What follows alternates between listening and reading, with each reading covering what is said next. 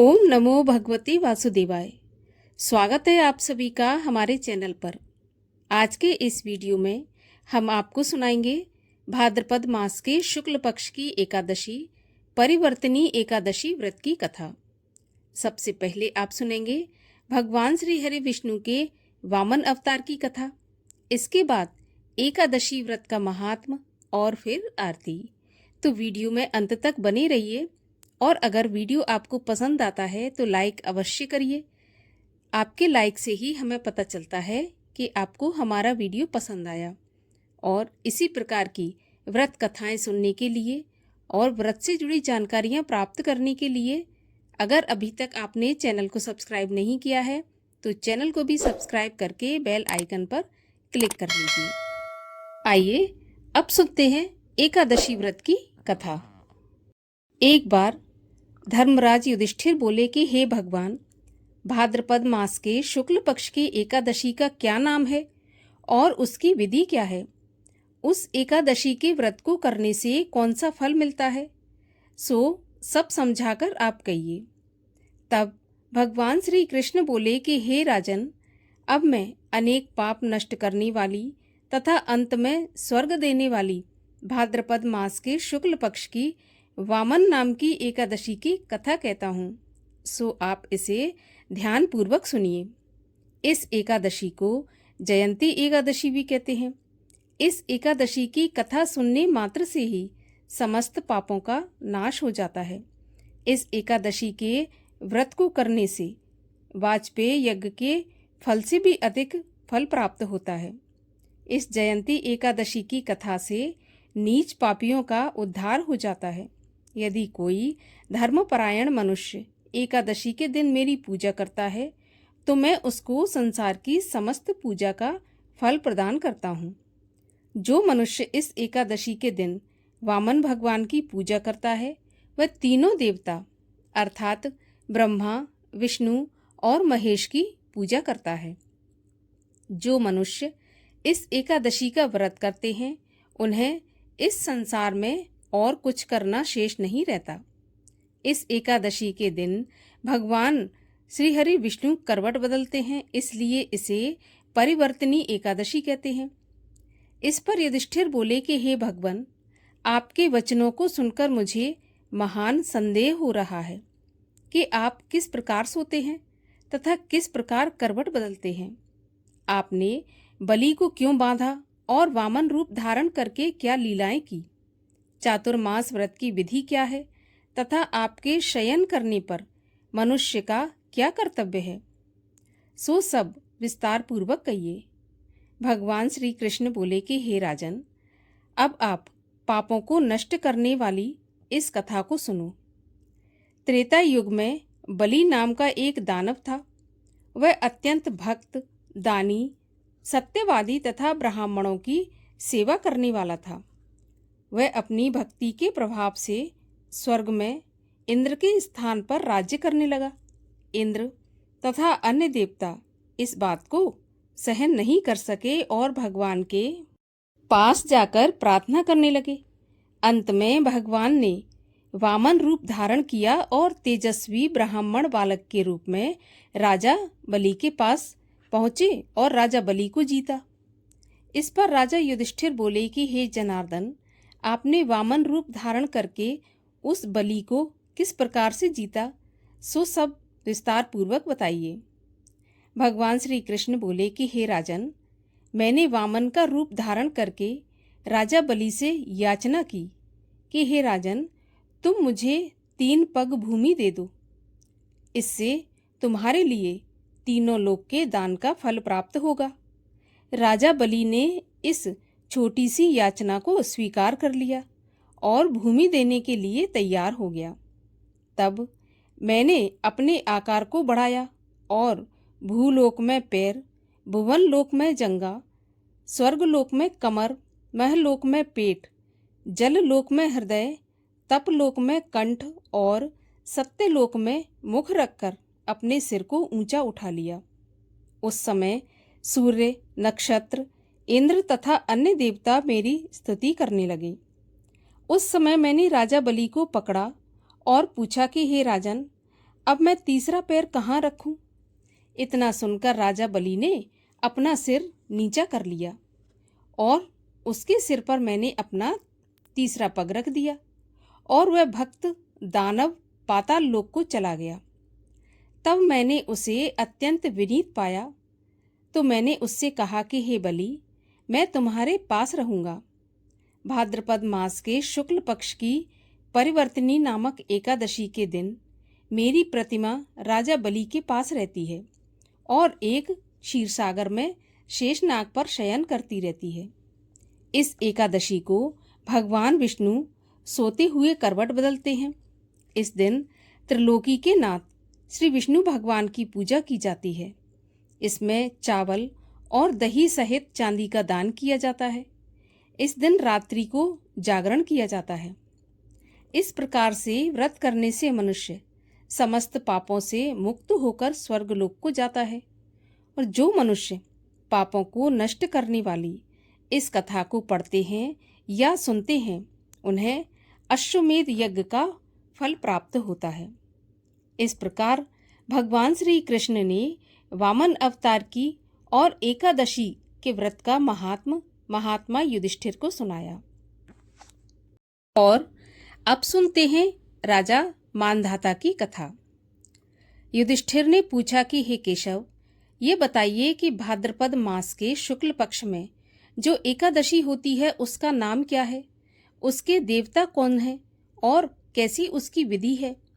तब भगवान श्री कृष्ण बोले, राजन, इस विषय में मैं तुम्हें आश्चर्यजनक कथा सुनाता हूँ जिसे ब्रह्मा जी ने महात्मा नारद से कहा था। नारद जी ने पूछा कि हे चतुर्मुख, आपको नमस्कार है। मैं भगवान विष्णु की आराधना के लिए आपके मुख से ये सुनना चाहता हूँ कि भाद्रपद मास के शुक्ल पक्ष में कौन सी एकादशी होती है। तब ब्रह्मा जी ने कहा कि नारद, तुमने बहुत अच्छी बात पूछी है और क्यों न हो, तुम वैष्णव जो ठहरे। भादों के शुक्ल पक्ष की एकादशी पद्मा के नाम से विख्यात है। उस दिन भगवान ऋषिकेश की पूजा होती है। यह उत्तम व्रत अवश्य ही करने योग्य है। सूर्यवंश में मानधाता नामक एक चक्रवर्ती राजा हुआ करते थे। वे सत्य प्रतिज्ञ और प्रतापी राजा थे। वे अपने औरस पुत्रों की भांति धर्मपूर्वक प्रजा का पालन किया करते थे। उनके राज्य में अकाल नहीं पड़ता था, मानसिक चिंताएं नहीं सताती थीं और व्याधियों का प्रकोप भी नहीं होता था। उनकी प्रजा निर्भय तथा धन धान्य से समृद्ध थी। महाराज के कोष में केवल न्याय से अर्जित धन ही था। उनके राज्य में समस्त वर्णों और आश्रमों के लोग अपने अपने धर्म में लगे रहते थे।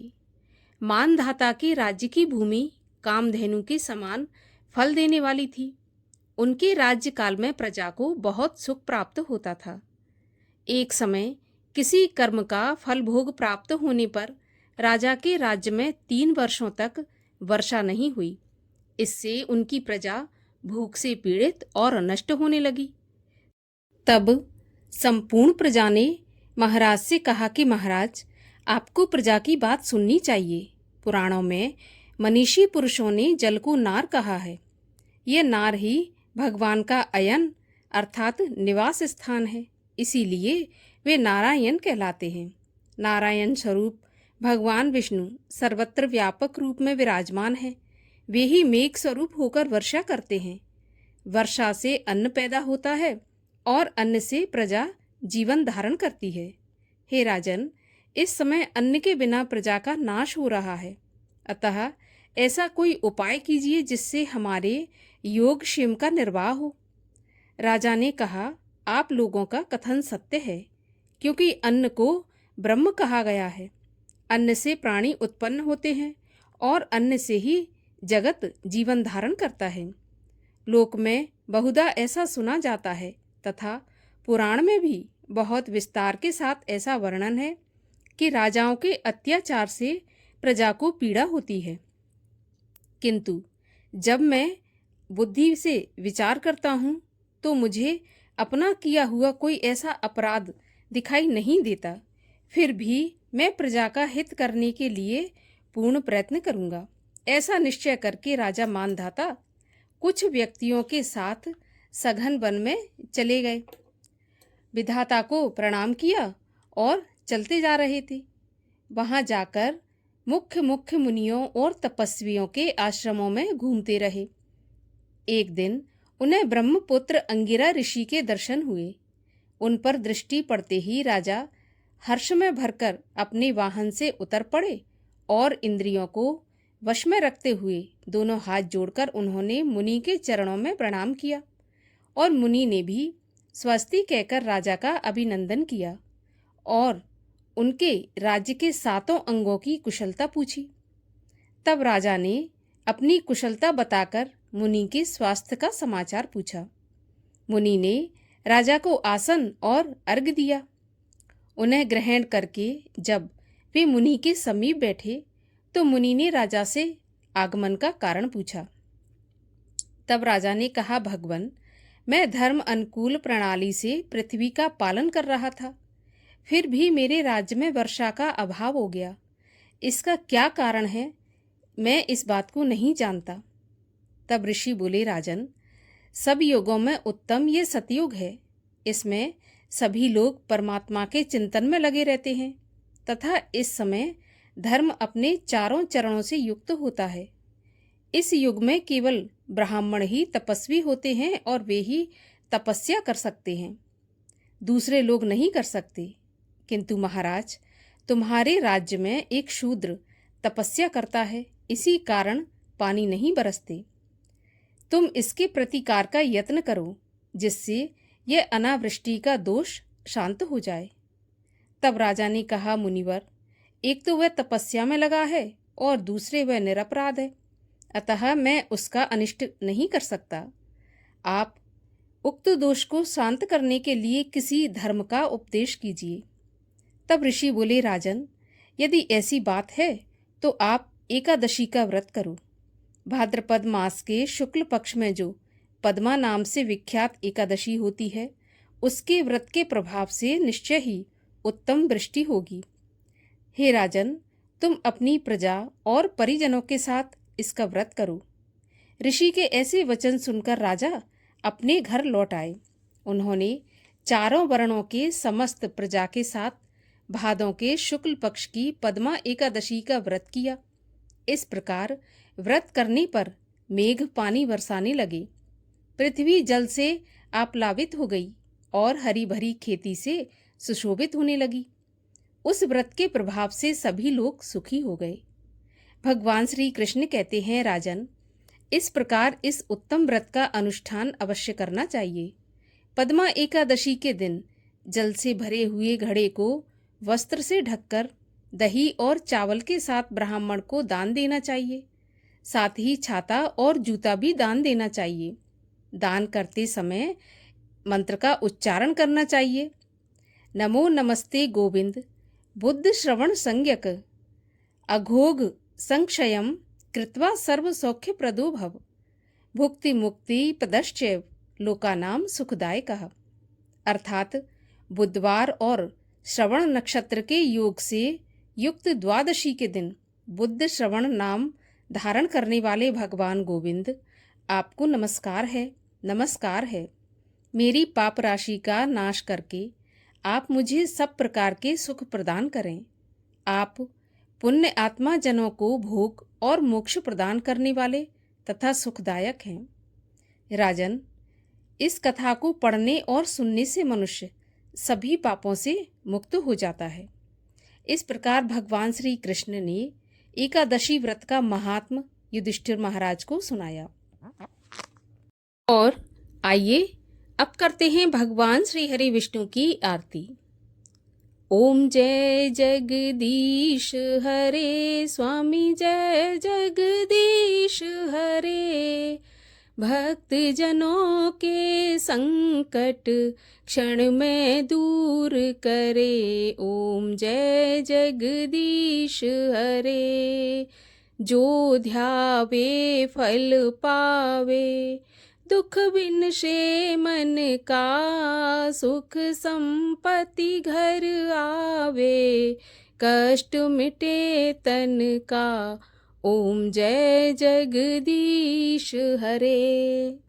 मात पिता तुम मेरे, शरण गहूँ किसकी, तुम बिन और न दूजा, आस करूं जिसकी। ओम जय जगदीश हरे। तुम पूरन परमात्मा, तुम अंतर्यामी, पार ब्रह्म परमेश्वर, तुम सबके स्वामी। ओम जय जगदीश हरे। तुम करुणा के सागर, तुम पालन करता, मैं सेवक तुम स्वामी, कृपा करो भरता। ओम जय जगदीश हरे। तुम हो एक अगोचर, सबके प्राणपति, किस विधि मिलूं दयामय, तुमको मैं कुमति। ओम जय जगदीश हरे। दीन बंधु दुख हरता, तुम ठाकुर मेरे, स्वामी तुम रक्षक मेरे, अपने हाथ उठाओ, द्वार पड़ा तेरे। ओम जय जगदीश हरे।